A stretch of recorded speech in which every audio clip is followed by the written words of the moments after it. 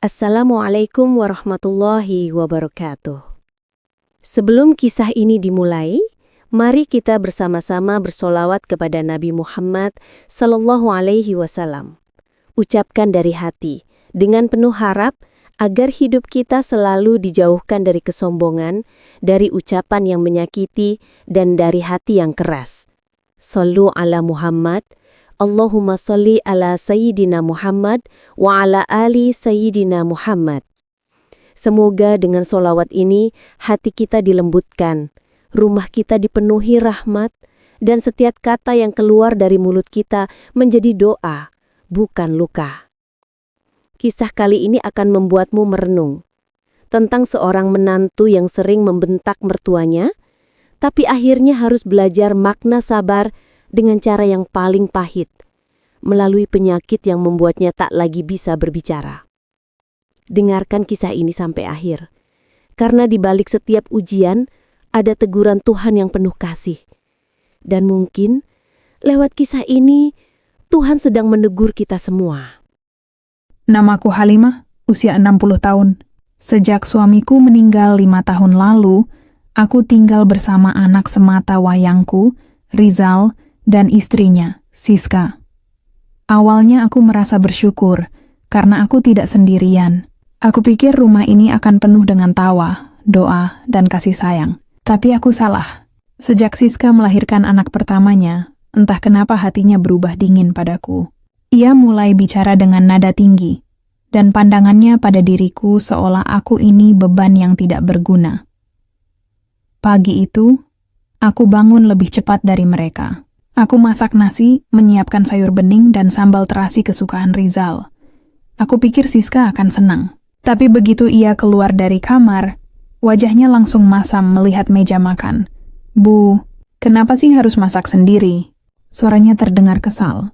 Aku menoleh perlahan. "Maaf, Nak. Ibu cuma mau bantu, biar kamu bisa istirahat." Siska menaruh piring di meja dengan keras. "Sudah saya bilang berkali-kali, Bu. Kalau saya yang di dapur, biarkan saya yang atur. Jangan ikut campur. Nanti malah berantakan." Aku terdiam, hanya menatap wajahnya tanpa berani menjawab. Rizal yang duduk di ruang tamu mencoba menenangkan.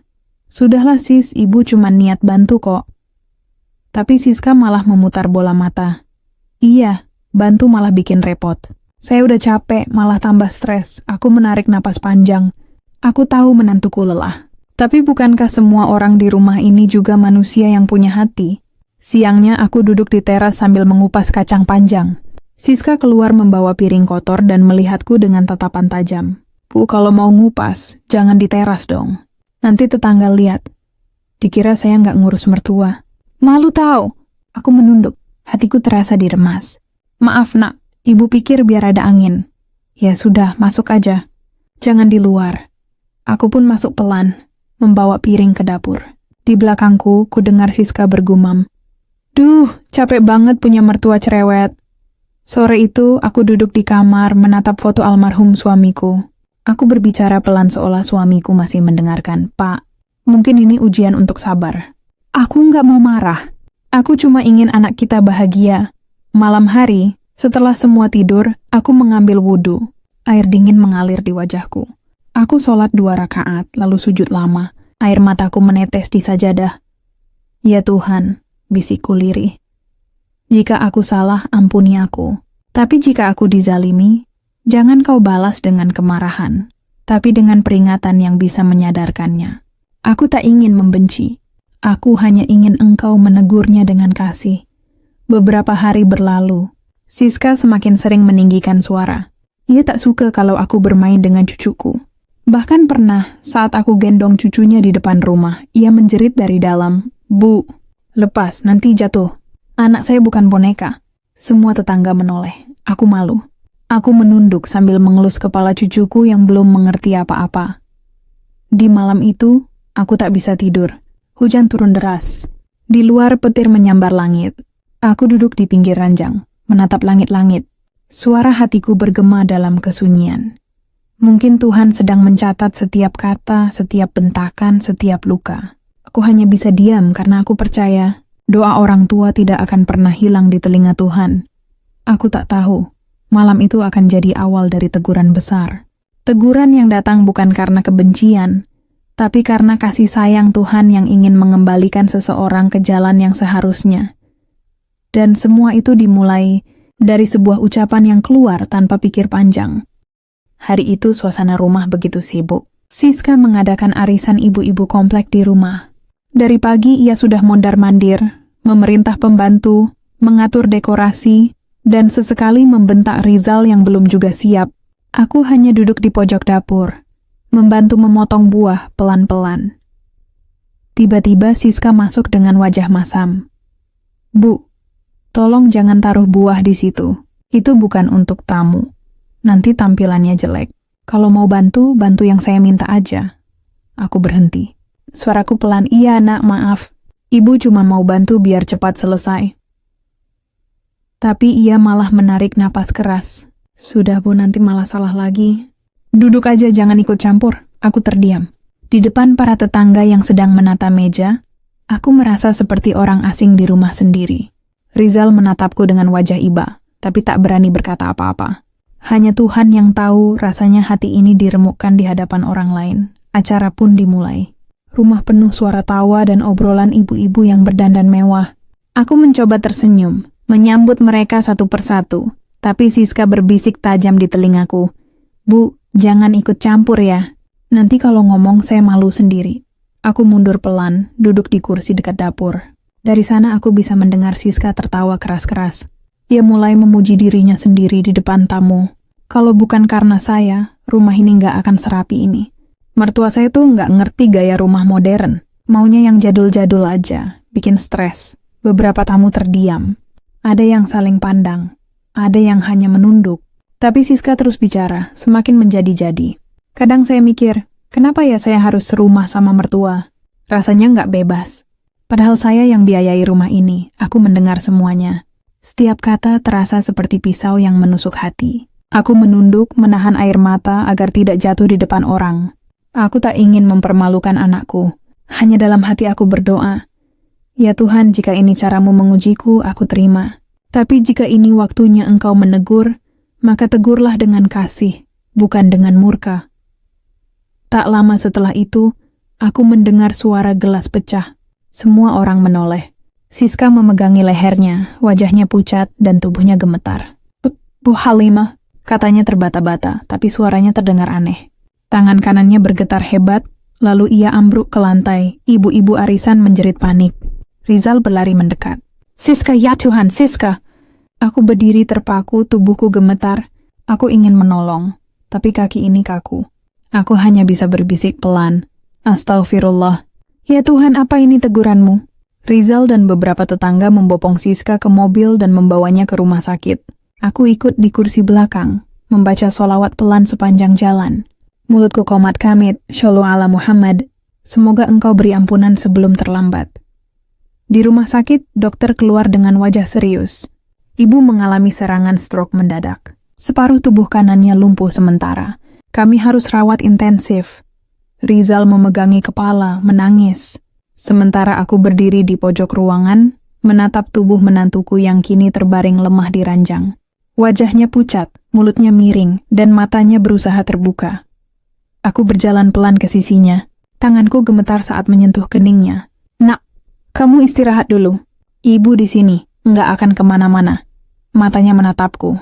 Ada air mata jatuh di sudutnya. Mungkin ia menyesal. Mungkin juga belum sempat sadar bahwa semua ini bukan kebetulan. Tapi bagiku, aku tahu Tuhan baru saja memberi peringatan. Dan peringatan itu datang begitu cepat, begitu keras, tanpa tanda. Malam itu, aku duduk di ruang tunggu rumah sakit sendirian. Aku menatap langit-langit putih yang dingin. Suara mesin monitor di kamar Siska terdengar samar. Aku berbisik dalam hati, "Tuhan, Engkau memang maha lembut dalam menegur. Jika ini jalan untuk menyadarkannya, jangan jadikan penyakitnya sebagai azab, tapi sebagai pintu taubat." Di luar, hujan mulai turun pelan-pelan. Dan aku tahu, sejak malam itu, hidup kami tidak akan pernah sama lagi. Sudah 2 minggu sejak kejadian itu. Rumah kami kini terasa sepi. Tak ada lagi suara Siska memerintah atau tertawa keras di ruang tamu.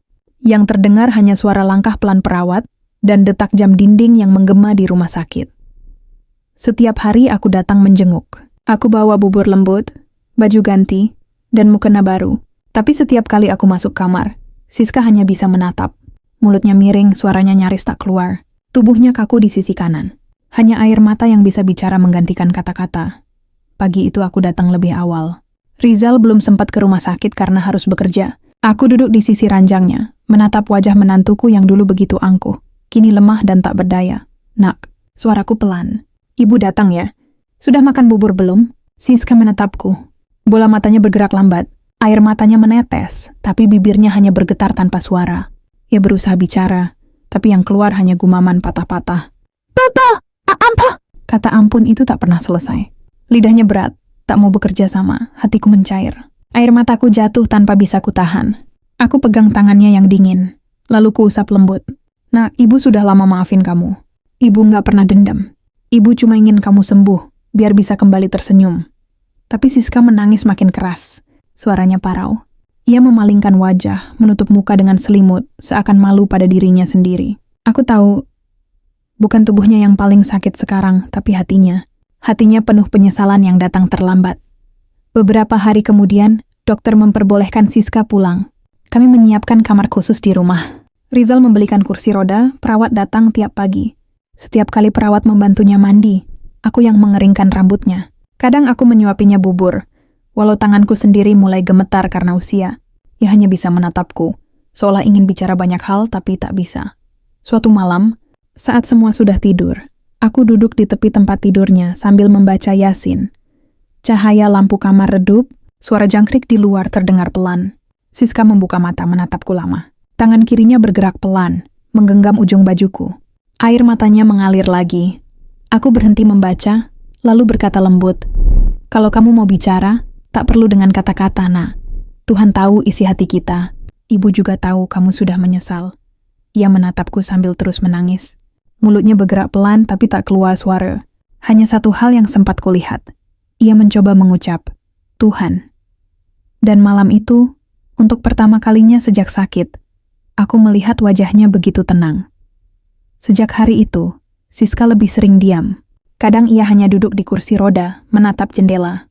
Anaknya bermain di halaman, sementara ia tersenyum samar tanpa suara. Tetangga yang dulu suka datang arisan kini hanya lewat diam-diam. Mereka bilang, "Kasihan ya, lidah yang dulu tajam kini tak bisa bicara." Setiap kali aku dengar bisikan itu, dadaku sesak. Aku tidak ingin menertawakan takdir. Aku hanya ingin orang-orang belajar bahwa Tuhan selalu punya cara untuk menegur manusia. Kadang dengan kehilangan, kadang dengan diam yang tak bisa dijelaskan. Malam itu aku kembali sujud di sajadah. Air mataku menetes di lantai dingin. "Ya Tuhan," bisiku. "Terima kasih Engkau masih beri dia waktu untuk sadar. Jangan ambil nyawanya sebelum ia sempat meminta ampun dengan sepenuh hati." Dan entah kenapa, malam itu aku merasa Tuhan mendengarkan. Karena di luar sana angin berhenti berhembus. Rumah terasa sunyi seolah seluruh dunia ikut menunduk. Aku tahu, ini baru permulaan dari teguran yang lebih dalam. Beberapa bulan berlalu sejak Siska terserang stroke. Ia mulai bisa berjalan sedikit, meski harus dibantu tongkat. Dokter bilang, kondisinya membaik perlahan. Rizal senang sekali, dan aku pun ikut bersyukur. Kupikir, mungkin Tuhan telah memberikan kesempatan kedua untuknya. Namun rupanya manusia memang mudah lupa. Suatu sore, aku sedang menyapu ruang tengah. Siska duduk di kursi roda sambil memandangi aku. Awalnya diam saja, tapi begitu aku hendak mengelap meja, suaranya terdengar lirih namun tajam. "Bu, biarin aja, nanti malah berdebu lagi. Lagian saya nggak suka kalau barang-barang saya dipegang." Aku berhenti. Hatiku bergetar. Nada suaranya memang tak setajam dulu, tapi tetap mengandung kesombongan yang belum hilang. Aku berusaha tersenyum. "Iya nak, ibu cuma mau bantu. Kamu kan belum bisa berdiri lama." Siska memalingkan wajah. "Udah bu, saya nggak butuh belas kasihan." Aku menatap punggungnya lama. Dalam hatiku hanya ada satu doa. "Ya Tuhan, jangan biarkan ujian ini berubah jadi azab. Sadarkan dia, sebelum semuanya terlambat." Malam itu Siska terlihat murung. Aku mendekat dan membawakan segelas susu hangat. Namun ia menepis pelan. "Bu, saya bisa sendiri." Gelas itu hampir jatuh, tapi kutahan dengan tangan gemetarku. "Maaf nak, ibu cuma ingin kamu cepat sehat." Ia menghela napas panjang, lalu berkata pelan namun menusuk, Kadang saya mikir, mungkin saya begini gara-gara ibu juga. Terlalu ikut campur dalam hidup saya. Kata-kata itu seperti pisau menembus dada. Aku terdiam. Aku tak tahu harus berkata apa. Aku hanya menatapnya lama. Lalu pergi ke kamar tanpa sepatah kata pun. Di dalam kamar aku menangis diam-diam. Bukan karena marah, tapi karena sedih melihat manusia yang belum benar-benar sadar dari teguran Tuhan. Beberapa hari kemudian, Siska kembali masuk rumah sakit untuk terapi. Rizal menemaninya. Aku di rumah menyiapkan baju dan makanan. Sore itu hujan turun deras sekali. Langit gelap, angin berhembus kencang. Tiba-tiba telepon rumah berdering. Dari seberang suara Rizal terdengar bergetar. Bu, Siska terkena serangan lagi. Dokter bilang kali ini parah. Dunia seolah berhenti. Aku menjatuhkan telepon, lututku lemas. Segala kenangan, segala kata-kata yang pernah ia ucapkan berputar di kepalaku. Aku berlari keluar rumah, memanggil taksi, menuju rumah sakit dengan napas tersengal. Sesampainya di sana, tubuh Siska sudah terbaring di ruang ICU. Wajahnya pucat, selang oksigen menempel di hidungnya. Matanya terbuka sedikit, menatap ke arahku. Aku mendekat, menggenggam tangannya yang dingin. Air mataku jatuh membasahi selimutnya. Nak, suaraku bergetar. Ibu di sini. Kamu dengar ibu kan? Ibu maafkan semuanya. Jangan takut, nak. Jangan takut. Air mata mengalir di pipinya. Mulutnya bergetar, suaranya hampir tak terdengar. Ibu Segera mengucap sesuatu. Aku menunduk mendekatkan telingaku. Pelan-pelan terdengar lirih suaranya, patah-patah tapi jelas. Bu, Halimah, maaf. Aku menangis terseduh. Aku genggam tangannya erat-erat. Tapi sesaat kemudian, matanya perlahan terpejam. Mesin monitor mengeluarkan bunyi panjang yang menusuk telinga. Rizal menjerit. Aku hanya bisa berbisik. Inna lillahi wa inna ilaihi raji'un. Tuhan, Engkau telah menegurnya dengan penuh kasih. Di rumah, saat jenazahnya dimandikan, aku ikut membantu. Kulihat wajahnya tenang. Tak ada lagi ketegangan. Hanya damai. Mungkin karena akhirnya lidah yang dulu sering membentak kini diam selamanya. Bukan karena sakit, ya tapi karena sudah waktunya kembali pada Tuhan sore itu. Setelah semua tamu pulang, aku duduk di dekat pusaranya. Kuhapus air mata, kutatap langit yang memerah. Ya Tuhan, bisikku pelan. Terima kasih Engkau beri ia kesempatan menebus dosanya sebelum Engkau panggil.